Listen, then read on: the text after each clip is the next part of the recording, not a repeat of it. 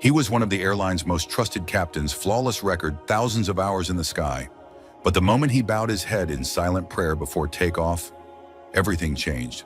A single passenger saw him whisper, "Bismillah." Within hours, a complaint was filed. Within days, headlines read, "Pilot's prayer sparks security concern."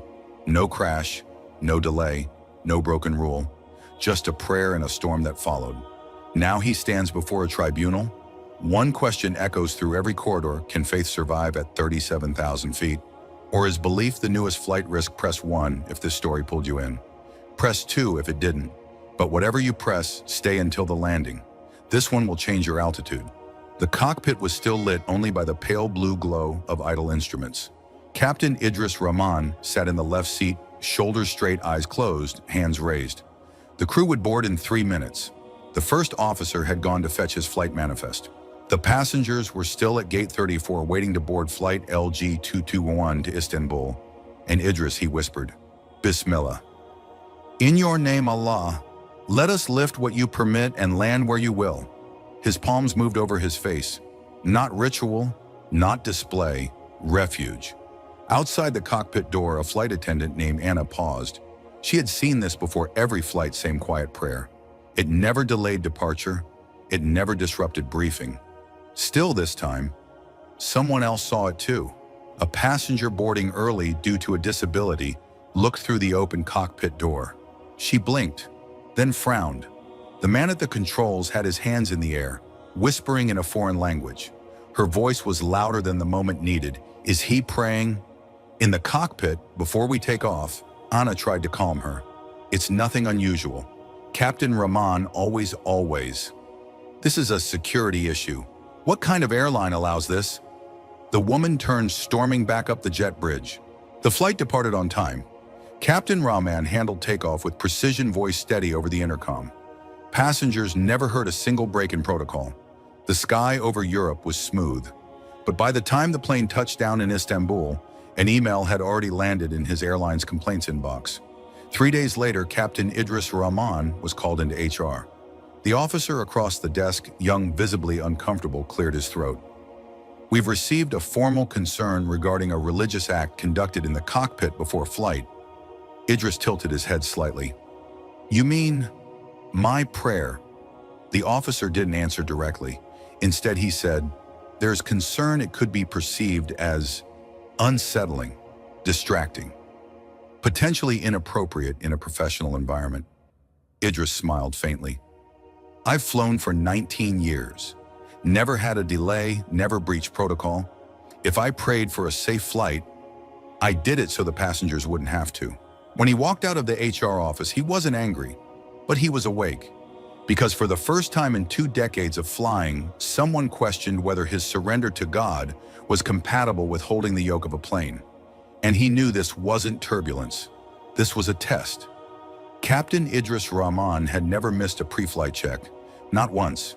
He ran his hands over the control yoke like a surgeon tracing a familiar spine. Every button, every gauge, every light accounted for.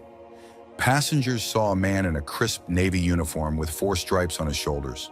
Confident, precise, British-born, South Asian descent, fluent in aviation, quiet in crowds. But very few knew the man behind the epaulets. He had grown up in Luton, the son of a bus driver and a seamstress. His father prayed Fajr with the punctuality of a soldier. His mother taught him that obedience wasn't about fear, it was about love. At 16, he saw a plane cut across the dusk sky and whispered, "One day I'll be up there."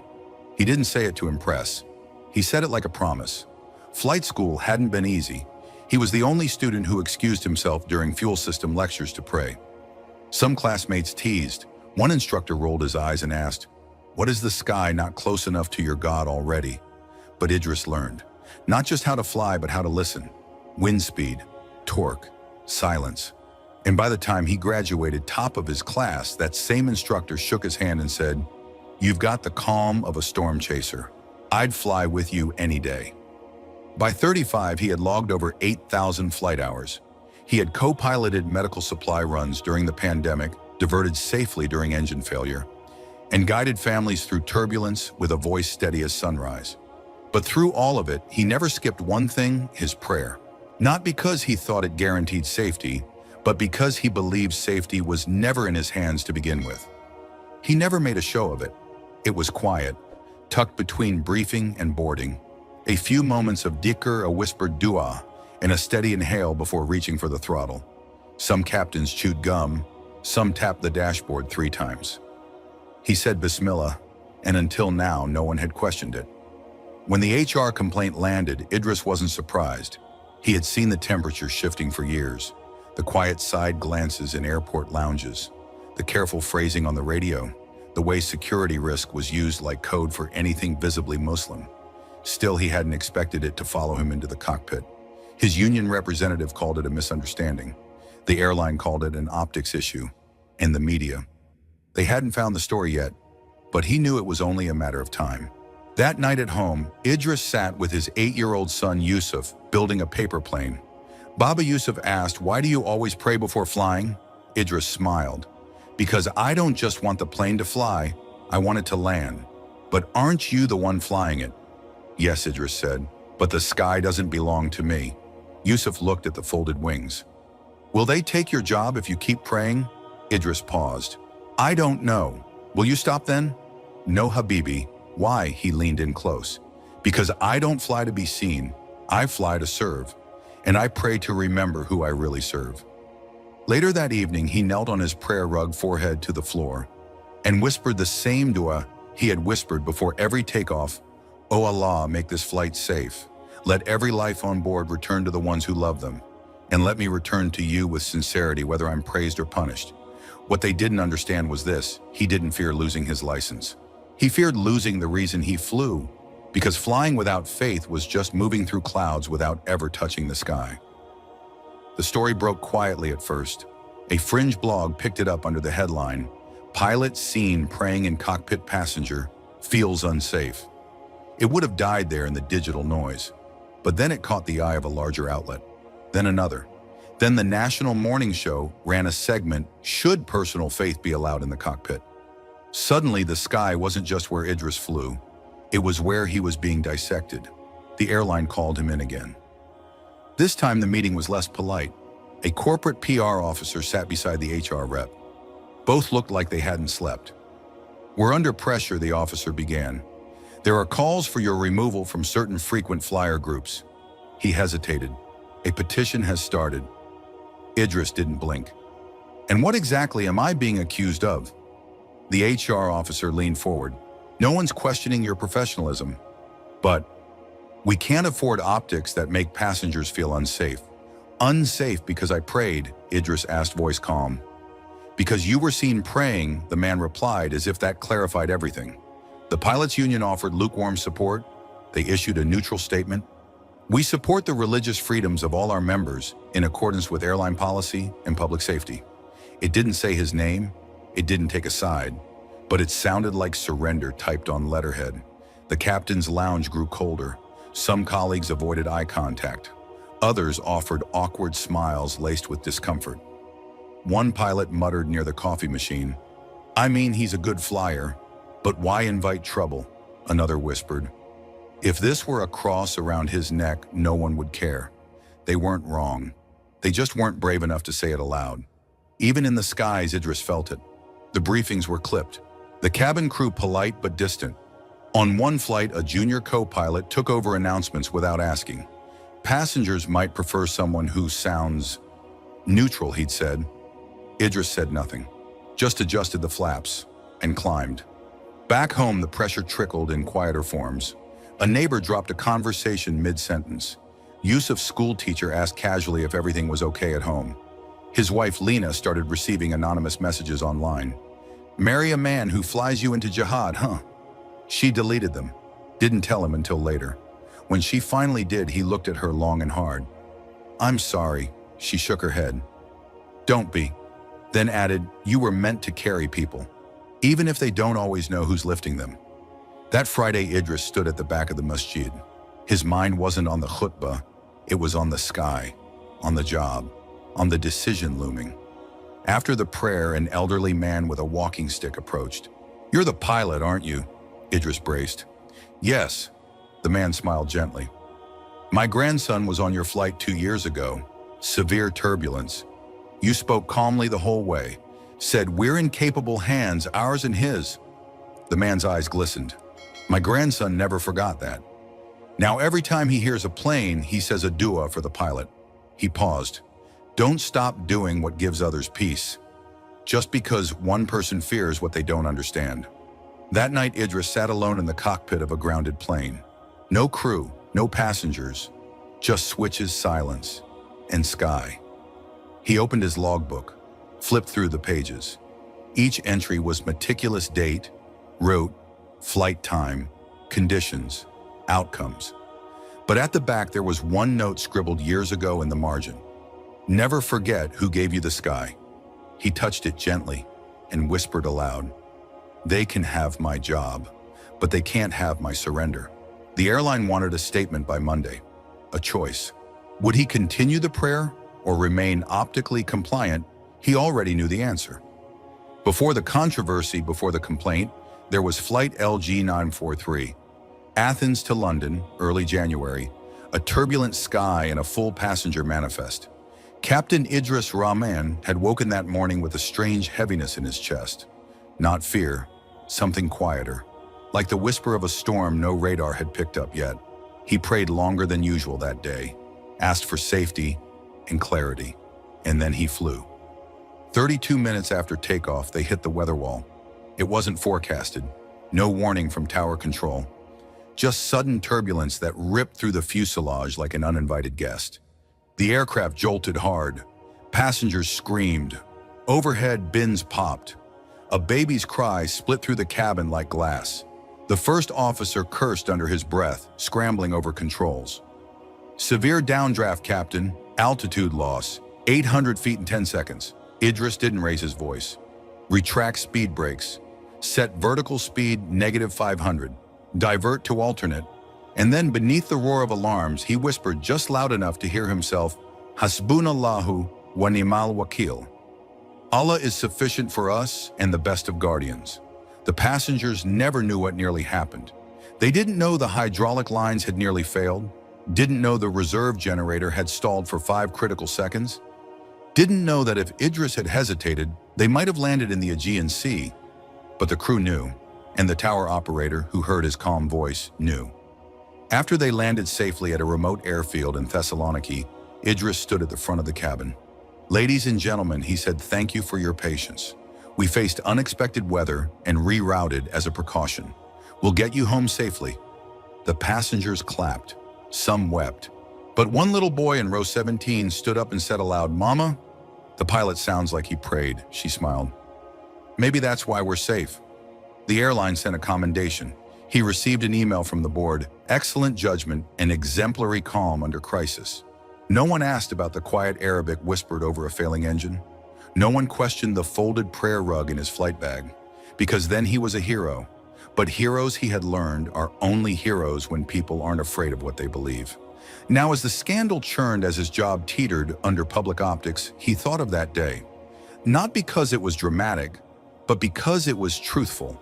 It had reminded him, you don't steer an aircraft through chaos with just training. You steer it with trust, not in instruments, not in titles, but in the one who writes when and holds clouds like paper. One evening, Idris received a small envelope with no return address. Inside was a child's drawing, crude but sweet, a cockpit, a storm, a man with a small speech bubble that read, Allah is with us. Beneath it was a note in careful handwriting. Dear Captain, I was on your plane when the sky got angry. My mom said you helped calm it down. I want to be like you when I grow up. But I'll pray first too. No name, no contact, just a quiet witness to something bigger than safety. Idris placed the note in his logbook. Next to the scribbled line from years ago, never forget who gave you the sky. And then he whispered, Ya Allah, make me worthy of the trust people place in my hands. And more than that, make me worthy of yours. The hearing was held in a glass-paneled boardroom on the top floor of the airline's corporate wing. No runway in sight, no sky overhead. Just cold lighting, corporate decor, and the weight of silent accusations. Captain Idris Rahman stood on one side of the long table. On the other three executives, one airline solicitor, and a compliance officer with an open laptop. The chairwoman, Elise Granger, opened the meeting with a clipped tone. Captain Rahman, this is a formal internal review regarding behavior that may compromise passenger confidence and brand integrity. Idris nodded. I understand. She steepled her fingers. You have not been suspended yet, but we require clarity. Your pre-flight prayer, does it occur before every takeoff? Yes, even when passengers may see you. Yes, and are you aware of the optics involved? He didn't flinch. I'm aware that we live in a world that fears what it doesn't understand. The solicitor leaned forward. Captain, let's speak plainly. Is your prayer more important than your passengers' comfort? Idris looked him in the eye. My prayer is for my passengers. It is because of them that I ask for protection before every flight. A pause. And if we ask you to perform all personal practices privately out of view, I already do. The door was opened once by mistake. The prayer was not a performance. The compliance officer typed rapidly. Elise pressed further. Would you consider adjusting your practice to avoid further discomfort? Idris took a breath. If discomfort comes from seeing someone remember God before carrying 200 souls into the sky, then the discomfort isn't mine to manage. The room fell still. No one expected his voice to be so calm, so measured, as if his composure itself was a counter-argument to every unspoken fear. Elise leaned back in her chair. Captain Rahman, we must ask directly. Do you believe your religious convictions override corporate protocol? No, he said without hesitation. I believe they guide how I uphold it. The solicitor turned the screen around. News headlines, tweets, op-eds, petitions. A video clip of the passenger who had filed the complaint saying he looked like he was saying his final prayers. I thought we were going to die. Idris studied it silently, then said, people see what fear tells them to see, but fear doesn't write flight manuals. Faith does, Faith Elise echoed. He nodded. Faith that when the engines fail, I won't. There was a soft knock. A secretary entered with a printed letter. Delivered by hand, she said. Elise raised an eyebrow and unfolded the page. Her expression shifted as she read. Then she passed it down the table. It was from Dr. Rami Ansari, head of aviation psychology at the University of Leeds, a former passenger on one of Idris's earlier flights.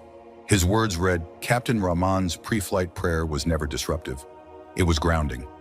I watched him whisper calmly before taking the same aircraft into turbulence. The measure of a professional is not how well he avoids storms, but how he behaves inside them. In a world of mechanical routines, his moment of humility reminded me that the human behind the controls was conscious, sincere, and focused. I felt safer because of it, not in spite of it.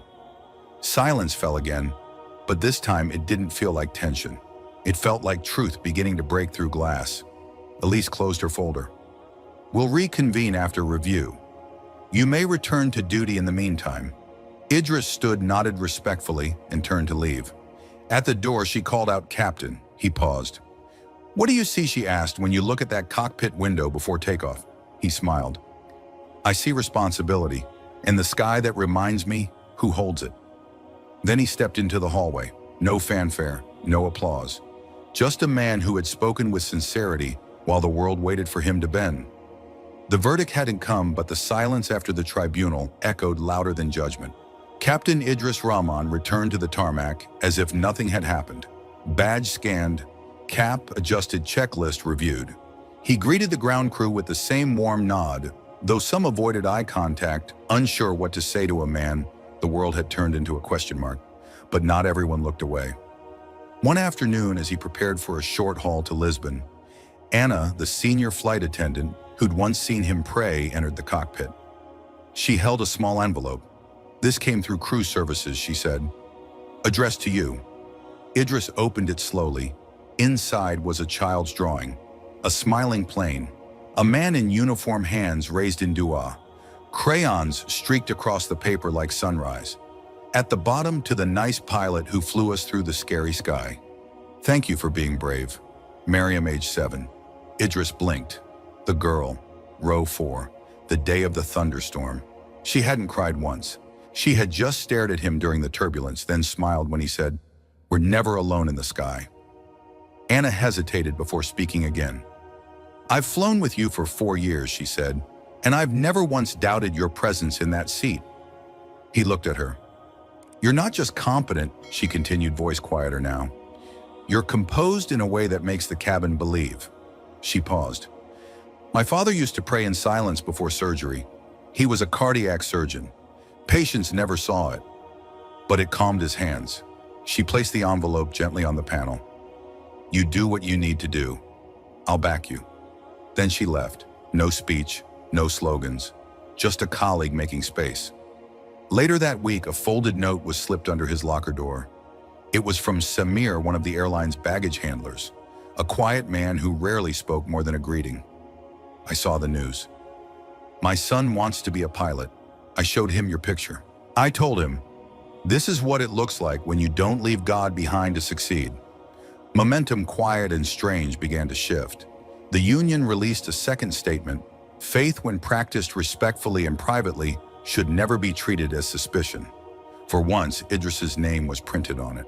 A podcast episode surfaced. An aviation reporter who'd once flown with Idris did a segment called "The Sky Between Us." She said there's a difference between being performative and being prayerful. "I watched Captain Roman recite something quietly before takeoff once. I didn't feel afraid. I felt like someone had remembered that lives aren't lifted by engines alone." Then came the steward's testimony. At a closed staff council meeting, Rico, a steward with 20 years of flight time, stood up unexpectedly. "I was with him on flight 943, he said, "the one where the engine nearly failed." He looked around the room. "You know what I remember, not the alarms, not the descent. I remember the way his voice didn't shake. I remember him whispering something I didn't understand, and suddenly neither did the panic." He paused. "Everyone's worried about optics. I'm worried about who I want in that seat if the sky turns dark." That evening, Idris walked through Terminal 5, the same terminal where the passenger had once made her complaint, but now a woman at the bookstore counter stopped him. "You're the pilot, right?" "From the news," he nodded. "I just wanted to say, if my life's in someone's hands 30,000 feet up, I'd rather it be someone who knows they're not in control." She smiled. "Keep praying." Back home, Yusuf ran into his arms. "Baba, guess what he said, breathless. We did career day. I said I want to be a pilot." Idris raised an eyebrow. "Did you tell them why?" Yusuf nodded. "I said I want to fly people, and I want to pray like you do before I take off." Idris swallowed hard. Lena, standing nearby, touched his shoulder. "You didn't just keep your job," she said. "You kept your legacy." The tribunal had yet to decide, but somewhere in the sky, truth had already landed. The verdict came quietly tucked in a formal email with no fanfare. Subject: final outcome, internal review. Captain Idris Rahman opened it with steady hands. His heart didn't race. He had already made peace regardless of what it said. "After thorough consideration, the panel has determined that your actions did not violate protocol or compromise safety. Your continued service is approved under the understanding that personal prayer remains unobtrusive and respectful of flight operations. No disciplinary action will be taken. No record of violation will be filed." A single line followed at the bottom. "Thank you for your professionalism and your composure." Idris closed the email, sat back, no celebration, no exhale of relief, just a quiet inward alhamdulillah, because it wasn't a victory for policy. It was a reminder that sincerity lived consistently often outlasts noise. The next day he walked into Heathrow for flight LG302 to Amman. Same cap, same checklist, same prayer whispered in the stillness of the cockpit. But something had changed, not in Idris, in the air around him. As he walked through the terminal, a ground staff worker gave him a small nod. A group of engineering interns at the gate stood straighter when they saw him. A female cleaner paused and whispered, "May Allah protect you," and beyond the glass planes taxied on runways stitched with sunlight. In the crew room pinned to the bulletin board was a letter, typed anonymous. "There's a reason they call you the Sky Imam now. You didn't fight anyone. You just didn't flinch. And somehow that gave the rest of us permission to be brave." He smiled, not at the title, he didn't want one. He smiled because it proved something courage doesn't always echo. Sometimes it ripples. On board, a teenage girl wearing hijab approached shyly during boarding. "My dad's nervous about flying," she said. But I told him our pilot is the one who prays. Idris smiled. Tell him we'll take care of the sky, inshallah. She giggled and skipped back to her seat. After takeoff with the plane cruising at 37,000 feet, the first officer turned and said, I used to think faith and professionalism didn't mix. But I've flown with you twice now, and I realize maybe that prayer doesn't distract you. Maybe it focuses you. Idris looked out at the endless blue. No border, no line, just sky and light and space to speak to the one who controls it all. It reminds me, he said quietly, that no matter how high we fly, we're still being carried. Weeks passed, then months. The story faded from the news cycle, but not from the memories of those who had watched it unfold. Airline policy was quietly updated. An interfaith roundtable was proposed. Pilots of all backgrounds were invited to submit feedback on integrating faith with professionalism. Idris declined to speak publicly. He didn't want attention. He wanted continuity. One day in a primary school outside Luton, a teacher asked the class, "What do you want to be when you grow up?" A boy in the front raised his hand and said, "I want to fly."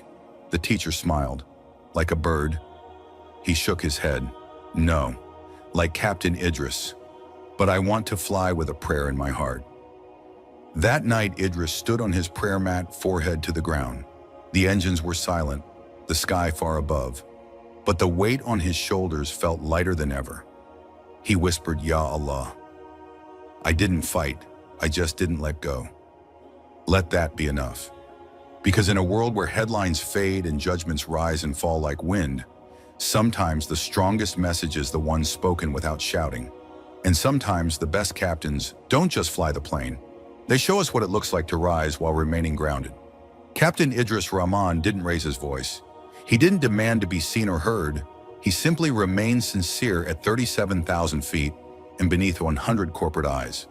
In a world where belief is often seen as baggage, he showed us that obedience to God is not an obstacle to professionalism, it's the anchor of it.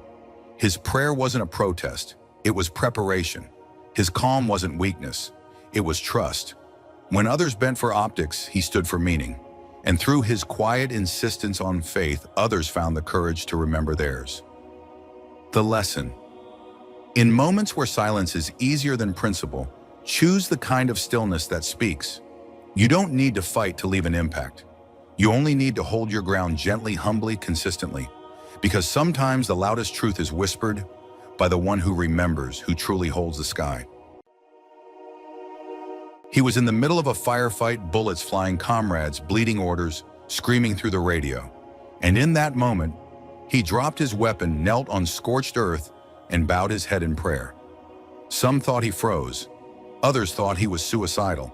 But what happened next changed the battlefield and stunned his entire unit.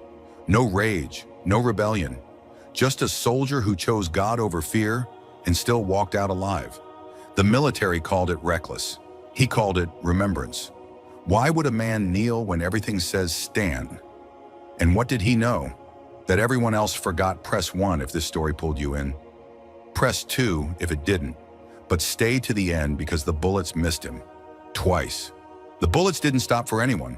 Not for the son, not for the wounded, not for Corporal Zaid Malik, who in the middle of the dust-choked firefight dropped to his knees, raised his hands and whispered, "Allahu Akbar." Private Dawson screamed over the radio, cover, left Sergeant Bryce, spotted Zaid through the chaos, motionless behind a half-collapsed mud wall, arms folded in prayer. "What the hell is he doing?" Bryce growled, ducking, as gunfire clipped the edge of a Humvee. "He's praying," someone muttered. In the middle of a damn ambush, they survived. Barely. 3 wounded, no fatalities. Zaid's rifle never left his side. He fired when needed, dragged a comrade behind cover, returned to the fight without hesitation. But they remembered the moment he bowed. Not the shots he took, not the bleeding man he carried. The sujud, the forehead to the earth. Back at base, the air was dry with accusation. Sergeant Bryce stormed into the debriefing tent. He endangered the unit, he snapped. Dropped into some kind of trance mid-contact. Captain Rourke raised an eyebrow. He froze. No, Dawson interjected. He didn't freeze. He prayed. Rourke turned to Zaid, seated calmly on a folding chair, helmet off, sweat dried on his brow. "Corporal Malik, is that true?" "Yes, sir." During active engagement, Zaid nodded. I had not yet prayed Dur. I made sure we were covered. There was a 30-second lull. I fulfilled my obligation. You fulfilled your... Rourke leaned forward. You're in uniform. Your obligation is to the unit. Zaid didn't flinch. I've served with this unit for 4 years. I've never disobeyed an order. But I do not disobey my lord either. Silence. Then Bryce threw his hands in the air. Next time he kneels, we might not get back up. Zaid spoke again, voice low, steady. Next time I may not make it. That's why I won't delay a prayer I owe. Later that evening, alone in the barracks, Zaid knelt again. No bullets, no shouting, just the sound of sand brushing against canvas, and the weight of knowing that today's fire had only tested his limbs. Tomorrow they might test his soul. Before the battlefield, before the headlines, before the prayer that stunned a squad, there was just Zaid. Boots laced, collar straight, Qur'an tucked in the side pouch of his duffel. He was the last person anyone expected to join the army. Born in Leicester, son of a carpenter and a quiet mother who memorized half the Qur'an before age 20. He grew up between the masjid and the library, never missing Fajr, never flinching at homework. His discipline wasn't military, it was devotional. He enlisted after a hate-fueled arson attack burned down a local halal butcher shop right next to his family's garage. No one died, but something inside Zaid ignited. Not rage, responsibility. He wanted to show that loyalty to faith and loyalty to country weren't contradictions. He passed basic training with perfect punctuality, sharper marksmanship than expected, and the highest score in his unit for endurance drills. His nickname among squad mates, the Monk. He didn't smoke, didn't curse, didn't chase girls on leave, but he was the first to volunteer for cleanup duty, the last to complain about cold meals, and the only one who could recite 7 emergency triage procedures by heart. When a soldier broke down during their 3rd week in Kandahar, Zaid sat with him all night, just listening, no judgment, no preaching. The next day, that same soldier told command he didn't fix me. He reminded me what calm looks like. Still, it wasn't easy. His prayer times confused the schedule. His refusal to shake female medics' hands sparked awkward conversations. His abstaining from pork rations became jokes in the mess hall. Zaid never retaliated. He just kept showing up. For drills, for fire watch, for others, and eventually the jokes stopped. Not because they believed in his God, but because they respected his integrity. He once told Sergeant Bryce back when things were easier, the battlefield strips away who you pretend to be. But if you kneel 5 times a day when no one watches, you remember who you're supposed to be before the gunfire starts. Bryce chuckled then. Fair enough, Monk. Just don't drop your rifle to drop to your knees. Zaid smiled. I won't, and he never did. Not once. He kept his rifle close, but he kept his salat closer. Even in war, Zaid never missed a prayer. He found direction in bullet-ridden ruins. He made wudu with bottled water. He prayed beside armored trucks beneath helicopters on scorched ground that once burned his palms. Because to Zaid, praying in battle wasn't interruption, it was alignment. One night before the ambush that would change everything, Zaid wrote in a small notebook he kept hidden inside his vest. Allah sees every round we fire, every cry we silence, every step we take into dust and out of conscience. I do not fight because I hate. I fight because I am ordered to protect. And if the order ever asks me to betray him, I will kneel. He wasn't reckless. He wasn't radical. He was a soldier who remembered that the real battlefield wasn't always outside the wire. Sometimes it was between fear and faith, between silence and sujood. The day after the firefight, the air in the base hung heavy, not from smoke, from suspicion. Corporal Zaid Malik was no longer the monk. Now he was the one who prayed mid-gunfire, a quiet myth forming beneath muttered breaths. He froze, didn't he? No, I heard he bowed. Like, during actual contact. That's a liability, not faith. You ask me, it's a miracle we're still alive. Some said it with frustration, some with awe, but no one said it to Zaid's face. Sergeant Bryce called him in. The tent smelled like engine grease and bitter coffee. Bryce didn't yell. He just stared across the table and said, I don't care how many verses you know. You pull a stunt like that again, you're off the next stop. Zaid kept his voice steady. I didn't abandon post. I covered Private Monroe, neutralized 2 targets, and completed the extraction route. I know, Bryce snapped. That's what makes this worse. You're damn good. But if the rest of the squad hesitates because they think you're about to kneel in a firefight, we're dead. Zaid met his eyes. Then teach them that what I did wasn't hesitation, it was discipline. Bryce shook his head. No, it was defiance. The official warning came by midday. One more lapse in battlefield protocol may result in disciplinary review. Zaid signed the paper without flinching, but as he walked out, he noticed something colder than the ink. The silence. Private Dawson avoided eye contact. Monroe, the one Zaid had dragged to cover, gave a polite nod, then kept walking. Even the cook who used to slide him extra naan at dinner now barely acknowledged him. The next operation was announced that night. A joint patrol with French and UN forces across the northeastern ridge, a known insurgent funnel. High risk, no guarantees. Zaid checked the terrain map, twice ran simulations, reviewed the aerial photos. His discipline didn't waver, but the way people looked at him had. Like he was no longer one of them. Like faith had made him foreign. Later, sitting alone on his cot, Zaid opened his Qur'an. The page fell on Surah Al-Baqarah. O you who have believed, seek help through patience and prayer. Indeed, Allah is with the steadfast. 153, he closed the book and smiled faintly. He wasn't afraid of being alone. He was afraid of forgetting who stood with him in silence. The next morning, gear up was brisk. Rifles were checked, helmets strapped, radios synced. Zaid walked toward the armored transport. Sergeant Bryce stopped him halfway. I've reassigned you, he said flatly. Zaid raised an eyebrow. To what rear security? You'll watch the perimeter, stay back while we clear the trail. Zaid nodded slowly. He knew what it meant. A demotion in function. A soft punishment, but also less exposure, less opportunity to make them nervous. I understand, Zaid said. Bryce hesitated. You sure, no protest, no defense? Zaid smiled. My job is to serve. As the convoy rolled out, the desert heat wrapped around them like a second uniform. Dust kicked up behind the tires.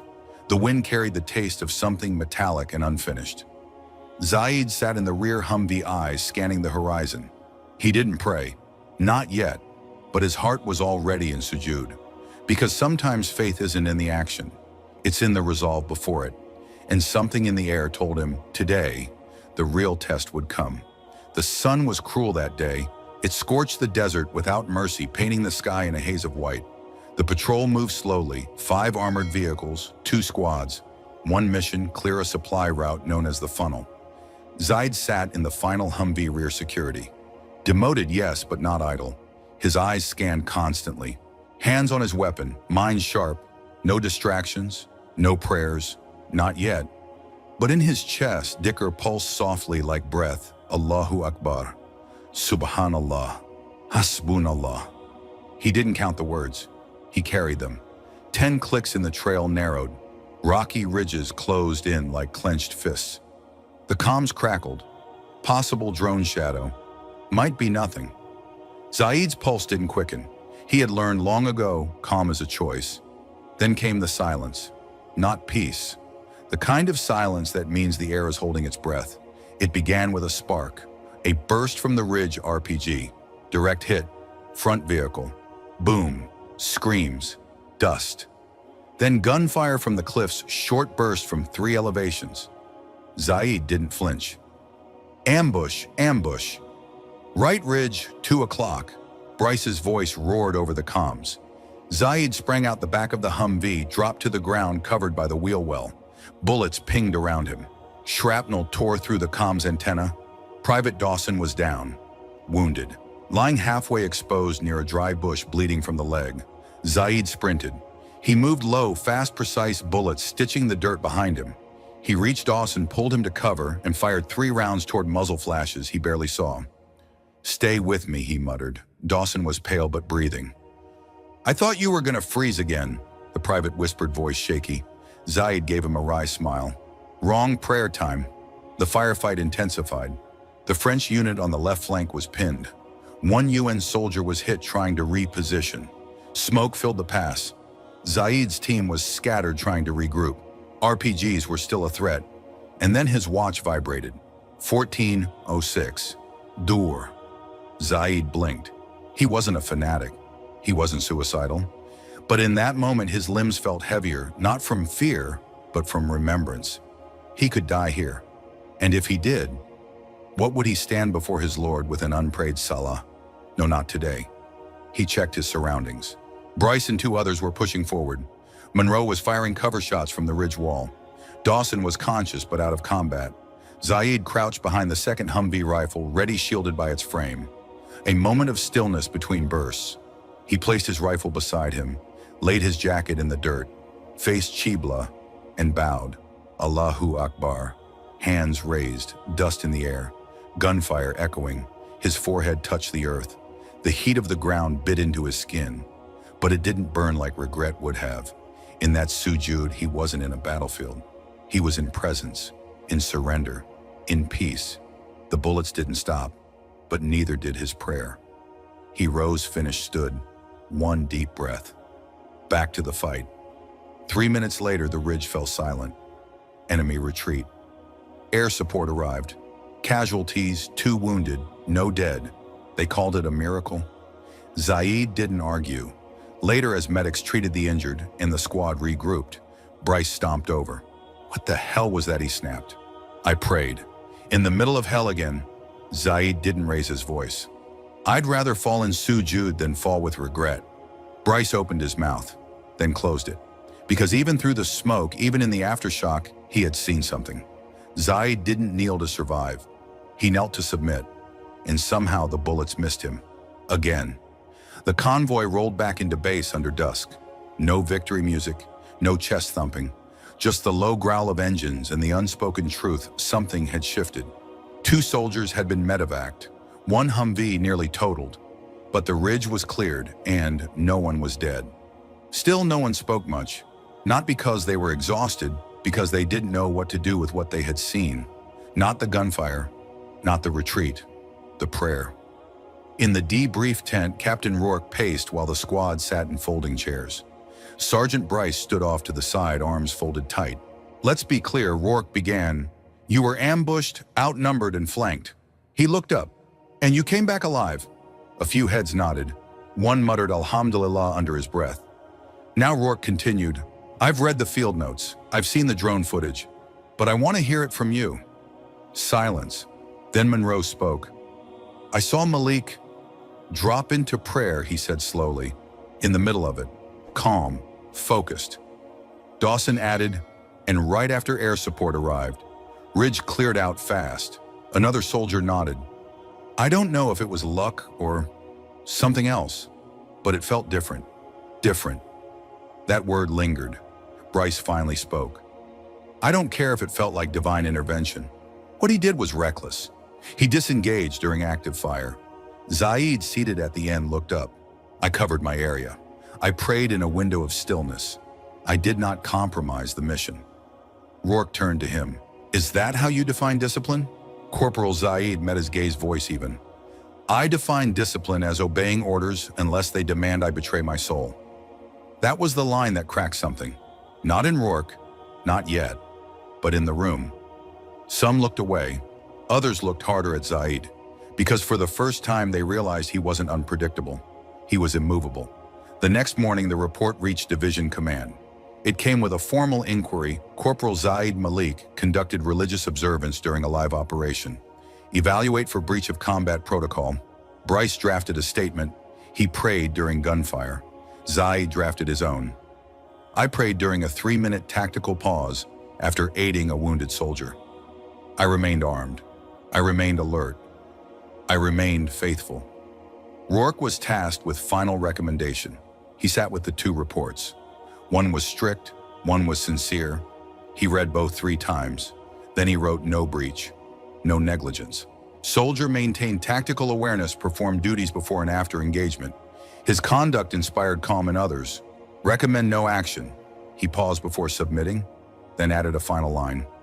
Discipline is not just obedience to orders. It is the strength to obey conviction when no one else understands it. That evening, Bryce approached Zaid outside the comms tent. Still think prayer wins wars, he asked, not with sarcasm, just fatigue. Zaid shrugged gently. No, but it wins hearts that war tried to harden. Bryce stared at him. You know, I still think you're a damn fool. Zaid smiled. I know. Then Bryce added quietly, but I'm glad you were there. The next Friday, Zaid gathered a few soldiers on the edge of camp. Not a sermon, no preaching, just prayer. 6 stood in line. One brought a folded mat. Another said, teach me how to do it right this time. The base was still, the wind warm, and in a field where nothing grew, something unseen had begun to bloom. Later, Rourke walked by the prayer circle. He didn't interrupt. He just watched. And in that moment, for the first time in his career, he saw a battlefield not as a place of death, but as a place where some men came alive. 3 days passed. The dust from the ambush had settled, but the ripples it sent through the base had only just begun. By now, everyone had heard about the soldier who bowed. It was passed along in mess halls, whispered during reloading drills, dissected in the corners of briefing tents. Some called it foolish, some called it fearless, and a few called it something closer to sacred. The formal inquiry still loomed. A high-ranking colonel was en route to oversee the review. The rumors were loud. If Zaid was found in breach of battlefield conduct, he'd be stripped of rank, maybe even discharged. Zaid didn't pace, didn't plead. He prayed. Then he did his rounds like any other soldier. But the silence around him had changed again. Not cold, curious. Like people were watching someone stand in fire without flinching and wondering what he was standing on. Private Dawson found him cleaning his rifle one afternoon. Hey, he said awkwardly. They're saying you might get discharged. Zaid didn't look up. They're saying a lot of things. I wanted to say thanks, Dawson muttered, for pulling me out. That was before you prayed. And after. You didn't change. Just stayed steady. Zaid finally looked at him. I didn't pray to avoid bullets. I prayed to not forget who I am under them. Dawson scratched the back of his neck. I never believed in prayer. Still not sure I do. A pause. But watching you kneel when the world was falling apart made me wonder if maybe belief isn't about escaping war. Maybe it's about walking through it with something the war can't touch. Zaid gave a small nod. Exactly.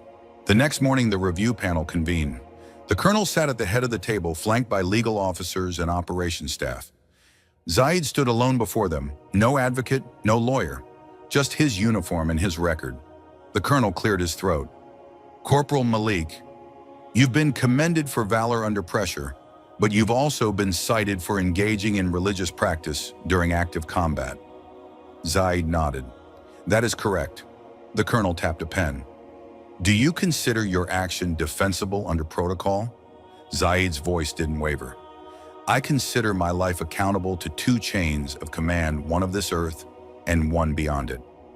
I met the requirements of both. Are you saying prayer in combat is compatible with duty? I'm saying obedience to Allah has never once made me a weaker soldier? The room paused. Then came the witnesses. Sergeant Bryce spoke first. He didn't dress it up. I thought he was a distraction. I was wrong. He's a compass. You don't want men like him off the field. You want more like him beside you. Then Monroe. He didn't just pray. He fought, rescued, and prayed again. It wasn't defiance, it was discipline. Finally, Private Dawson stood. His voice cracked. I was bleeding out when he came. He saved my life before he bowed. And when he did bow for the first time in my life, I didn't feel alone. After the testimonies, silence returned. The colonel leaned back. I've served for 30 years. I've seen men scream in foxholes, beg God before deploying, and curse him when they lost friends. I've seen faith used as armor and as excuse. He looked at Zaid. But I've never seen it worn like yours. Quiet, steady, sincere. He folded his hands. This panel finds no breach of protocol. Zaid lowered his head. Alhamdulillah. The colonel added one final line. Soldier, continue your service. And continue to kneel if that's what keeps you standing. That night, Zaid sat alone on the edge of the base. Stars above, stillness within.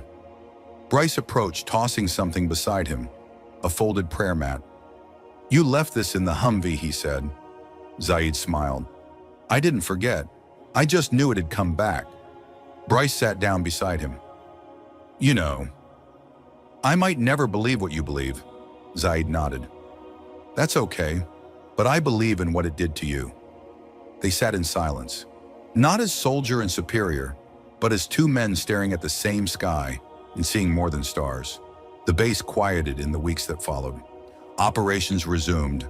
Convoys moved. The desert remained indifferent, but something in the air had changed, subtle but undeniable. It wasn't policy. It wasn't protocol. It was perception. Corporal Zaid Malik returned to his duties without announcement or celebration. He still cleaned his rifle with the same care, still offered extra rations when the cook's supplies ran low, still prayed in corners no one else noticed. Only now, when he laid his jacket down and bowed his head, no one questioned it. Some nodded, some looked away, but none scoffed, because they had seen what it looked like when a man stayed faithful in fire. One afternoon, Captain Rourke approached him outside the comms tent. Command's reviewing files for promotion, he said. Zaid raised an eyebrow. I didn't ask. You didn't need to, Rourke replied. Leadership doesn't always bark orders. Sometimes it kneels first. He handed Zaid a sealed letter. Recommendation enclosed. Zaid didn't open it. He just said, Jazakum Allahu khair. Rourke smiled faintly. I don't know what that means. It means may God reward you. A week later, Zaid stood in the briefing hall, uniform pressed shoulders straight. His name was read aloud. Sergeant Zaid Malik, promotion for leadership under fire, moral conduct, and peer testimony. He stepped forward, accepted the insignia. No speech, no grin, only whispered Alhamdulillah as he stepped back. But legacy doesn't live in ranks. It lives in moments like the one that followed. A young recruit from another unit knocked on Zaid's bunk door late one night. Sorry, Sergeant. I just wanted to ask. Zaid looked up. The boy's hands trembled slightly. I've never prayed. Not really. Not even sure how. But can you show me? Zaid didn't ask why. He just stood, rolled out the rug, and side by side they faced the Qibla, one from the east, one from the west, both in the quiet hush of seeking. When they finished, the recruit turned and asked, Do you think God heard me? Even though I barely knew what I was saying, Zaid smiled softly. Sometimes the tongue stumbles, but the heart always speaks clearly. Elsewhere on base, quiet signs appeared. A note on the mess hall board, prayer space available in tent 9A, open to all faiths. A French soldier joined Zaid for Jumu'ah. A medic left a folded mat in the corner of the medical tent. Even Bryce was seen once lingering outside the Friday circle, arms crossed, listening from a distance. He didn't say a word, but he didn't leave either. When Zaid's deployment ended, his squad gathered by the transport plane. They shook his hand one by one. Some gave a hug. Dawson slipped something into his pocket, a small patch he'd stitched himself. It read, Unshaken. Zaid smiled and tucked it inside his duffel. Not for display, but for remembrance. Back home, the world moved fast. New headlines, new fears, new noise. But every so often, someone would remember the story passed quietly between soldiers. The man who didn't flinch, the one who bowed before bullets, the soldier whose silence steadied the storm. Zaid returned to his local masjid quietly. No fanfare, no interviews. He resumed tutoring teenage boys in tajweed, sat with grieving families after janazahs, swept the entry rug when no one else was watching. One day, a boy in his class asked, Ustad, were you scared in war? Zaid looked at him and said, Yes, but I wasn't scared of dying. I was scared of meeting Allah without having remembered him when it mattered most. The boy blinked, then nodded quietly, changed. That night, Zaid prayed alone. His forehead touched the same prayer rug he had taken into battle. He whispered, Ya Allah, let me always kneel before the world forces me to fall. Because in the end, he hadn't just survived war, he'd survived forgetting. And that more than medals was the victory that mattered. In a world where strength is often measured by aggression and survival by silence, Sergeant Zaid Malik teaches a different kind of courage, the kind that bows before God even while bullets fly. His story reminds us that conviction isn't loud, it's consistent. True discipline isn't just following orders, it's knowing which ones you can't break even when it costs you everything. On the battlefield, he didn't choose defiance, he chose remembrance. And that remembrance anchored him when fear tried to shake him. Life, too, is a battlefield. We're all tested by pressure, by perception, by moments where doing the right thing feels like a risk. But like Zaid, we must learn to kneel before the storm, not to escape it, but to be strengthened by it. Because those who remember God when the world forgets are never truly alone and never truly defeated.